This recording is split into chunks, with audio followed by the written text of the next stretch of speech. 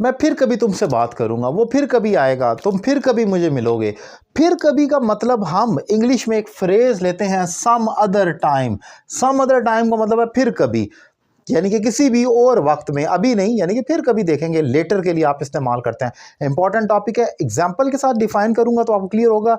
And तक जुड़े रहना है, ये लेक्चर पूरा देखना है। I will call you some other time, यानी कि अभी के लिए ब्रेक ले रहे हैं, अभी के लिए इसको रोक रहे हैं, मैं तुम्हें फिर किसी और टाइम में कॉल करूंगा। I will call you some other time, यानी कि फिर कभी।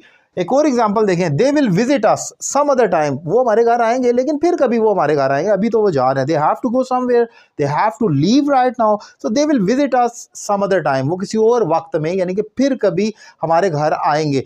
तो जब भी आपने कहना हो कभी और, ये किसी और वक्त में, फिर कभी, तो वहां आपको ये फ्रेज सम अदर टाइम बोलनी होगी। टाइम की कुछ स्पेसिफिक फ्रेजेस होती हैं जो आपको याद करनी होंगी। इन तमाम फ्रेजेस पर मैं सेपरेट लेक्चर भी बना चुका हूं, जो आप देख सकते हैं मेरे यूट्यूब चैनल सैयद अली रज़ा काज़मी पर।